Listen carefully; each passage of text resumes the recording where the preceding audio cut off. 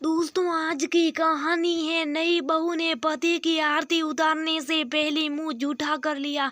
दोस्तों, कहानी शुरू करने से पहले अगर हमारे चैनल को सब्सक्राइब नहीं किया हो तो कर लीजिए ताकि आपके पास पहुंचे हर रोज नया वीडियो।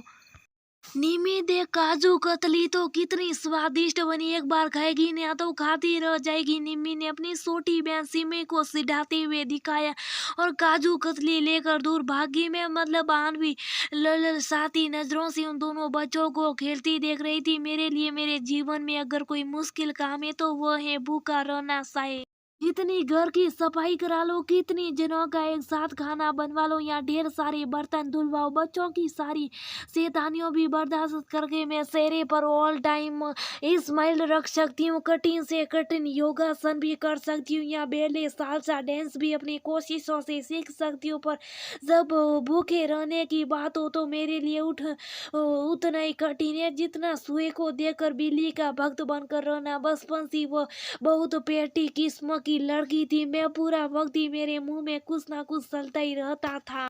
ससुराल में मेरा पहला करवा चौथ था। रविवार का दिन था। कहने को शादी हो गई थी। सर पर बहुत तरीके की जिम्मेदारियां आ चुकी थी, लेकिन मन का बचपना थोड़ी ना खत्म होता है। आप सोचेंगे साथ देखने से पहले व्रत तोड़कर लड्डू पेड़े खा लिए होंगे मैंने, लेकिन नहीं, भगवान की कसम पानी का एक घूंट भी नहीं पिया था। मेरे पति से बहुत प्यार जो करती थी, फिर पहला पहला करवा चौथ। नहीं नहीं बहू, पता नहीं कैसे तन मन में ढेर सारी शक्ति भर गई जो मैं दिन भर भूखी रह गई।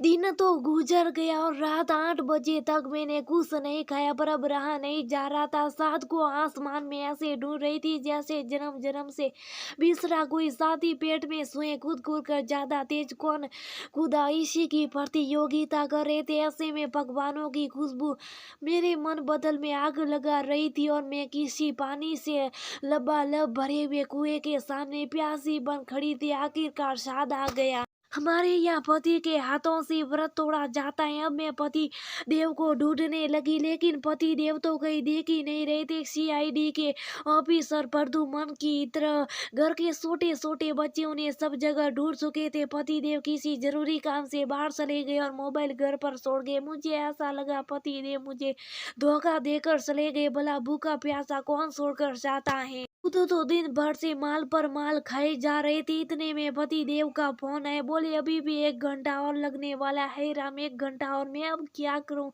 पेट के सुई तो कूद कर जैसे ही बाहर आने को तैयार थे। रसोई में ढेर सारी मिठाई मुझे आवाज दे दे कर पुकार रही थी और काजू कतली तो मुझे नाश्ती सी ही प्रतीत हो रही थी। तभी मेरी जेठानी की दोनों बेटियां निमी सिमी आकर मुझसे बोलती हैं, सासी सासी काजू कतली खाकर देखो, बहुत टेस्टी। दिल का बच्चा मेरा इधर उधर नाश्ता बुकार बुकार कर रहा था। साथ तो आ ही गया, अब काजू कतली खा भी लूंगी तो क्या फर्क पड़ जाएगा। आखिर सबसे नजर चुरा कर मैं रसोई में गई और कुछ काजी कल्लू को मेरे पड़ का रास्ता दिखाई दिया। निम्मी सिमी को मैंने चुप रहने का इशारा कर दिया। सही कर रही हूँ, जैसे विज्ञापनों में सब चित्र धीरे करके मॉडल को चॉकलेट खाते हुए आनंद में दिखाया जाता है, उससे भी कहीं ज्यादा आनंद मुझे मिल रहा था। तभी सासू जी की आवाज आई और मैं किसी शोर की भांति रसोई से बाहर आ गया। वो कतली तो खाली, लेकिन औरत मन को सहन का पल पल में लज्जित महसूस करने लगी। चेहरे पर उदासी की लकीरें खींच गई, लेकिन किसी का ध्यान ही नहीं गया। इस राज को चुपचाप मेरे सीने में दफन करके मैं सबके सामने एकदम सामान्य बन गई। आखिरकार मेरी सासी पकड़ी गई। निम्मी सिमी को उनकी मम्मी ने काजू कतली खाने से मना किया था और जब वो खाती पकड़ी गई तो उनकी डांट पीटी और अपनी मासूमियत में उन्हें ये भी बता दिया कि सासी ने भी हमारे साथ कतली खाई थी। फिर क्या था, पूरे घर में हंगामा मच गया कि नई बहू ने पति की आरती उतारने से पहले मुंह झूठा कर लिया।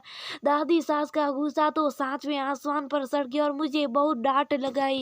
मैं बेचारी बच्ची सा मायूस चेहरा बनाकर टप टप आंसू बहाने लगी। मेरी हालत देखकर मेरी सासी सुई को मुझसे पर दया आ गई।